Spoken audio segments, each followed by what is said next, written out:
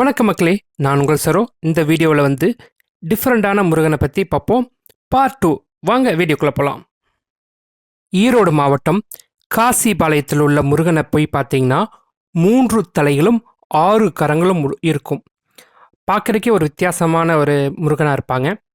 அதுக்கடுத்து 11 தலைகளும் 24 கரங்களுடன் விஸ்வரூப தரிசனம் தரும் முருகனை பழனி மலையில் வடக்கு புறம் உள்ள மண்டபத்தில் நீங்கள் பார்க்கலாம். அடுத்து 7 அடி உயரமுள்ள முருகனை வல்லக்கோட்டையில் நீங்கள் பார்க்கலாம். அதுக்கடுத்து குன்றக்குடியில் போய் முருகனை பார்த்தீங்கன்னா முருகப்பெருமான், வள்ளி, தெய்வயானை ஆகிய மூவரும் ஆளுக்கு ஒரு மயிலில் அமர்ந்துள்ள ஒரு அழகிய காட்சி நீங்கள் பார்க்கலாம். அடுத்து பொன்னேரிக்கு அருகிலுள்ள பெரும்பேடு என்னும் தளத்தில் நீங்கள் போய் முருகனை பார்த்தீங்கன்னா 6 அடி உயரத்துடன் தெய்வயானை தலையில் கிரீடத்துடனும் வள்ளி தலையில் கொண்டையுடனும் காட்சி கொடுப்பாங்க. ஒரு வித்தியாசமான காட்சியாக இருக்கும். போனீங்கன்னா மறக்காமல் பாருங்கள். அடுத்து சிக்கல் கோவிலில் கந்த சஷ்டியின் போது முருகனின் உடலில் நீர் கசிவதை நீங்கள் பார்க்கலாம். நீங்கள் இப்போ ரீசெண்டாக திருச்செந்தூர் சூரசம்காரம் பண்ணுறப்ப பார்த்தீங்கன்னா தெரிஞ்சிருக்கும். ஒரு அழகிய காட்சியாக இருக்கும். மறக்காமல் போய் பாருங்கள் முடிஞ்சால் கந்த சஷ்டி அப்போ.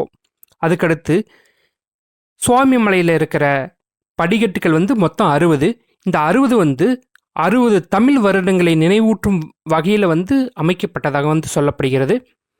அங்கே சைட்லேயே அந்த வருடங்களை குறிப்பிட்டிருப்பாங்க.